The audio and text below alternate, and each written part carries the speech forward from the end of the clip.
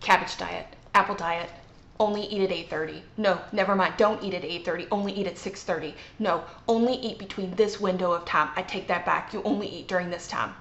What? Is it just me, or is it getting super confusing on when you're supposed to eat, where you're supposed to eat, why you're supposed to eat? Stick with me. I'm going to give you 7 tips on how to lose the weight and keep it off without some kind of crazy yo-yo diet. Stay tuned.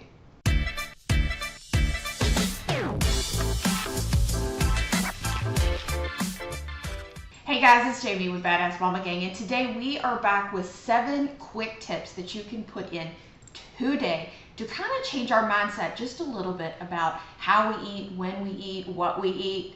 I don't know about you, but it's like every article, every magazine, every incoming information is so conflicting on, just the basics of what we should eat and drink that it can get so super confusing.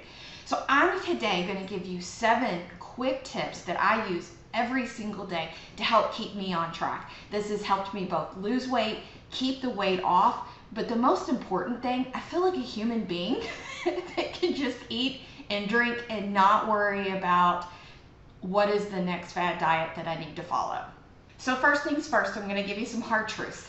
Diets, they don't work. Now, some people are going to say, but Jamie, they do. I've lost, this amount of weight, or I've done this. But the reality of it is, for many of us, and there are going to be outliers, is that diets long-term do not work. And so what you have to take away from that is more of a lifestyle change. And to make a lifestyle change, it cannot be extremes. You've got to think about, how can I put something in place that's baby steps, little nuggets, this is nugget here, little nuggets that you can put into place that make sense, number 1, into your lifestyle, and things that you can do long term. So tip number 1, stop eliminating foods. How many diets have you been on that it says, okay, well, you can't eat this, like you can't eat carbs, you can only have protein, or no sweets, no sugar, you can't have fats, you can't have, oh my goodness, just keeping up with all the rules is like impossible. And I don't know about you, but as soon as somebody says to me, you can't have that, that's like the only thing I can think of. Like that I have to have it, and that's the only thing I want to eat all day long. So I want to change that just a little bit. So what if we thought about it this way? Instead of eliminating a food group, what if we just portioned it? So for example, I love cake. Love cake. Like, love cake. So if I said to myself, okay, well, you can't ever eat cake ever again, guess what? That is going to be the one thing that I crave, and the one thing that I'm probably going to have this like guilty pleasure of eating in a closet by myself in the dark because I don't want anybody to know that I'm eating cake.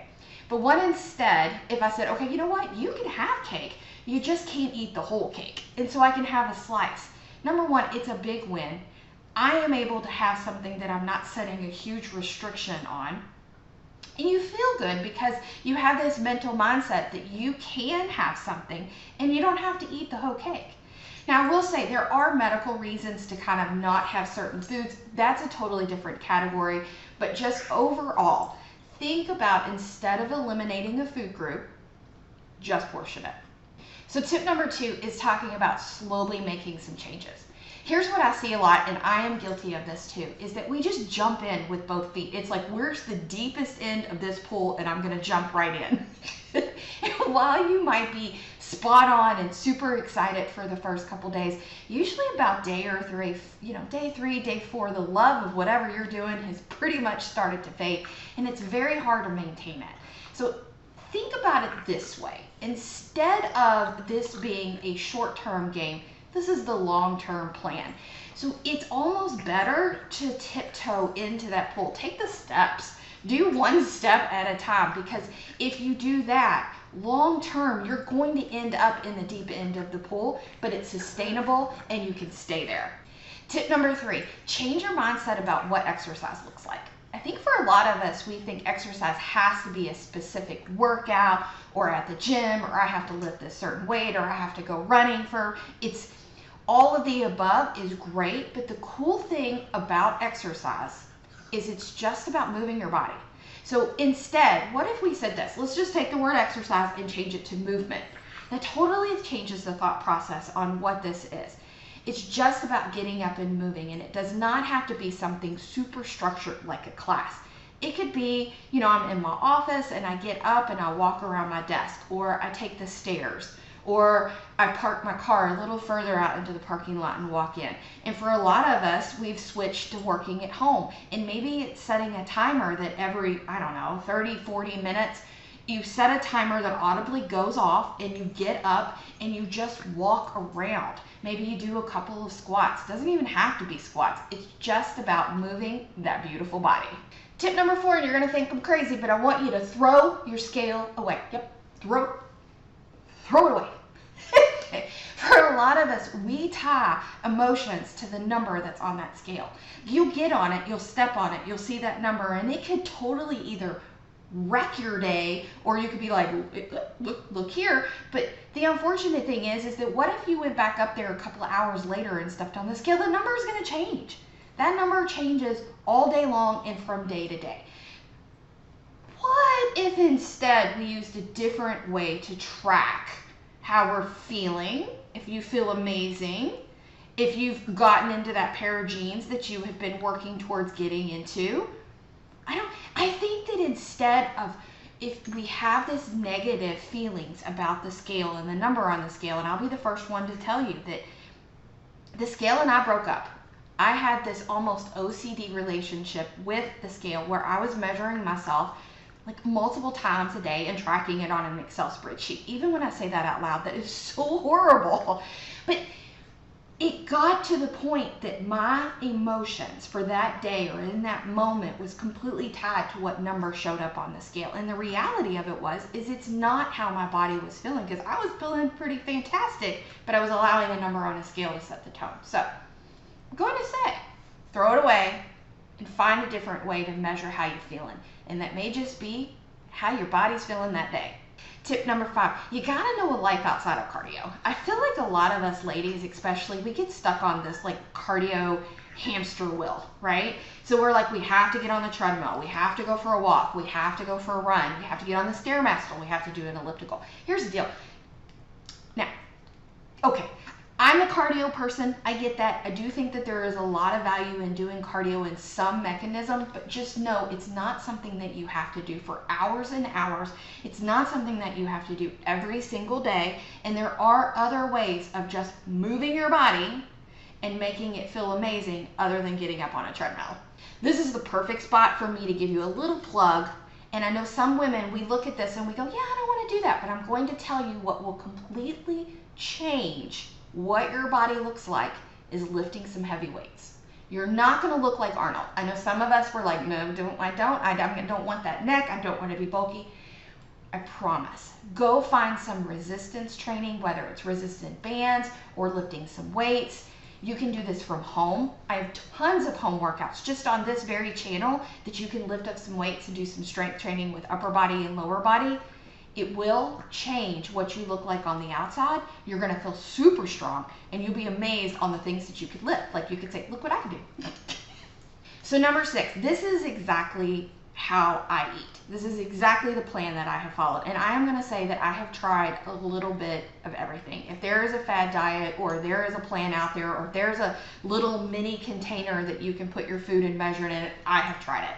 But what I have had the most success with is actually, I call it the toddler diet. It's if you want the medical term for it, it's probably more intuitive eating, but I call it the toddler diet.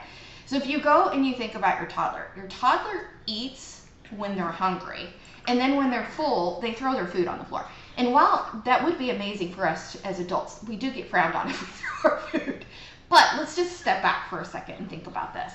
What would happen if we only ate when we were hungry? And we listened to the cues of our body and we stopped eating when we were full. Now, this is super hard. I don't know about you, but I was kind of raised that you eat what's on your plate, right? And so you grow up with this philosophy that you have to eat everything and not listen to your cues that go, you know what, you're kind of full.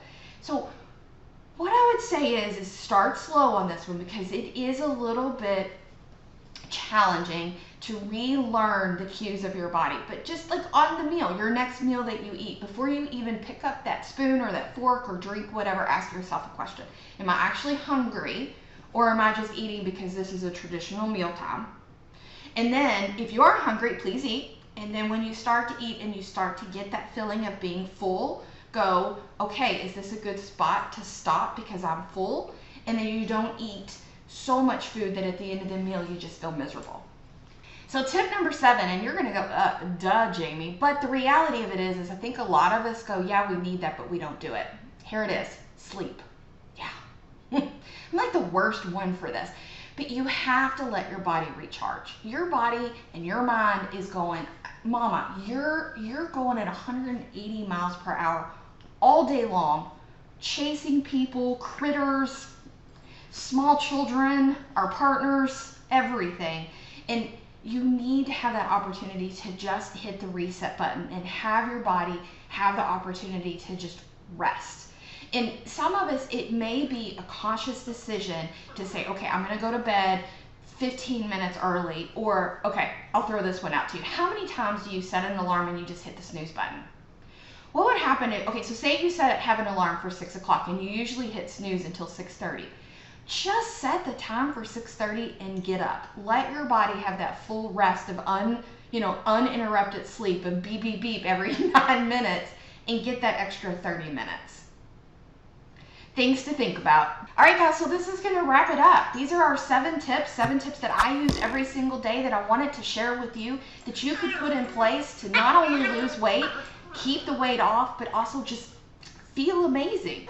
If you're looking for a workout, there are tons of workouts on this channel. Remember, workout just means movement. So it could be stretching, walking around, doing some sort of a detailed, specific, customized workout. It could be lifting weights, resistance bands. I always say you just never know what your next workout will be. All right, guys, that's all I've got for you today. If you like this video, please give me a thumbs up. Make sure you hit that subscribe button because there's tons of other videos coming. And go be awesome. Check the mic and make sure it sound right, boys.